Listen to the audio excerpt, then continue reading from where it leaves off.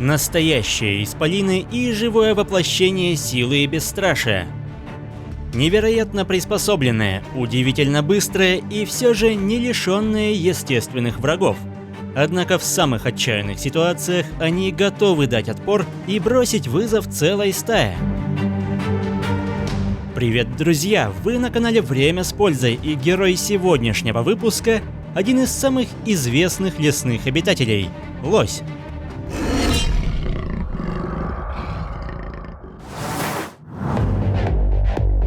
Лось – один из крупнейших представителей семейства оленевых. При длине тела до 3 метров взрослые самцы могут весить свыше 600 килограмм. Встречаются эти исполины в лесах северной части Евразии и Северной Америки. Будучи травоядными, для поддержания такой массы животные ежедневно съедают до 30 килограмм травы, листьев, веток и коры. Длинные ноги и раздвоенные копыта позволяют лосю перемещаться по самой сложной местности, а вытянутая шея наделяет возможностью добираться до высоких веток. Это очень бдительное животное, которое полагается на превосходный слух и развитое обоняние. При малейшей опасности лось срывается с места и убегает прочь. С учетом размеров, у животных не так много естественных врагов, но главными из них являются волки.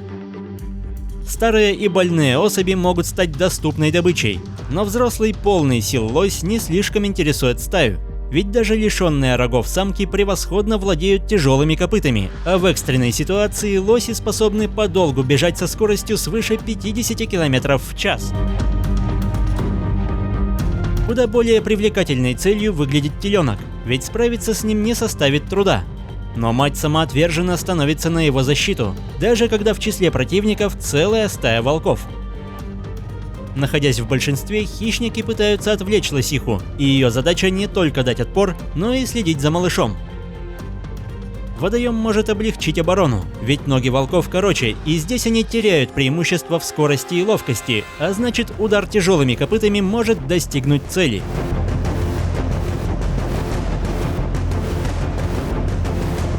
Конечно, волки привыкли к сложным ситуациям, и они вряд ли сдадутся, но длинноногая мать успешно пресекает атаки с разных сторон. Нападки продолжаются, и хотя укусы хищников все же достигают цели, волки не успевают сомкнуть челюсти в полную силу, поэтому теленок все еще стоит на ногах. Он также рискует попасть под копыта лосихи, поэтому в опасной ситуации малыш пытается уйти от ударов, балансируя между гневом матери и острыми зубами волков. Даже впятером они не могут найти выход из положения, и в итоге принимают решение отступить. Но волки не из тех, кто сдается, поэтому, скорее всего, они скоро вернутся, и участь теленка станет незавидной.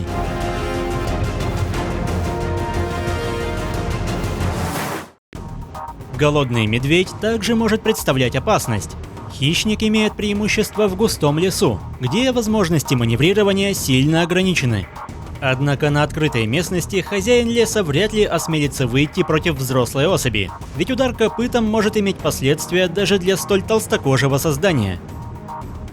Но если зверь уверен в своих силах, он может попытаться настигнуть потенциальную добычу, хотя это не так просто. Широкие лапы медведя делают его более устойчивым на снегу, и здесь он может уменьшить дистанцию, но на открытой местности длинноногая копытная чувствует себя более уверенно, хотя водоем кажется ему самым безопасным местом. Медведь бросается следом, но несмотря на исполинские размеры, лось превосходный пловец.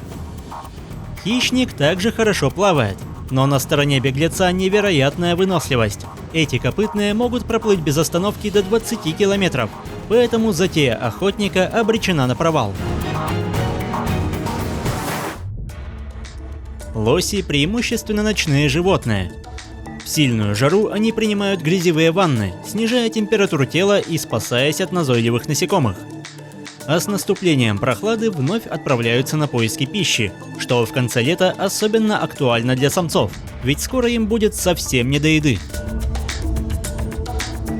Наступление осени знаменует начало брачного сезона, когда самые сильные быки теряют присущую им бдительность, направляя все усилия на поиски самок. В этот период к ним лучше не приближаться, ведь с учетом слабого зрения любой живой объект может быть воспринят в качестве соперника. Достается не только животным. Трава, ветви и молодые деревья в полной мере испытывают на себе силу гиганта, для которого это лишь еще один способ заявить о себе.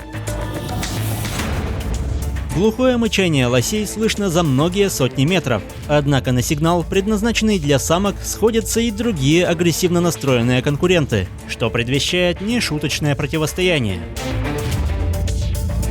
Сначала противники оценивают друг друга, пытаясь напугать внушительными рогами, но если никто из них не впечатлен, остается лишь один способ определить достойного. Во время гона от изнурительных сражений объем шейных мышц лосей увеличивается вдвое. Их рога массой до 30 кг невероятно прочны, а их владельцам совершенно не важно, в какой обстановке пускать столь серьезное оружие в дело. Под действием гормонов драки могут быть очень жестокими, но главная опасность кроется в том, что ветвистые рога могут попросту запутаться, и это порой приводит к самым печальным последствиям. Наконец, зимой, когда страсти утихают, самцы сбрасывают головные уборы, размер которых характеризует не столько возраст, сколько здоровье и силу животного, а с наступлением весны рога начинают расти заново. В это же время у самок появляется от 1 до 2, а иногда и 3 детенышей. С самого рождения у них невероятно длинные ноги, с которыми не просто управляться, но, как и все копытные, с первых дней жизни телята способны бегать. Они быстро подрастают и к следующей весне догоняют мать в размерах, но остаются с ней еще целый год, вплоть до появления очередного потомства, и порой, чтобы их прогнать, приходится прикладывать силу. В неволе лоси могут прожить более 20 лет, но в естественных условиях первый десяток способны пережить лишь единицы. Виной тому не только волки и медведи. Значительная часть животных погибает на дорогах и становится жертвой охотников. Также далеко не все способны пережить затяжную зиму, но в целом впечатляющие размеры, бдительность и приспособленность к суровым условиям сделали популяцию более чем успешной. И сегодня во многих регионах численность этих величественных животных продолжает расти. Если выпуск вам понравился, поддержите его лайком, комментируйте, подписывайтесь и проводите время с пользой. До скорого!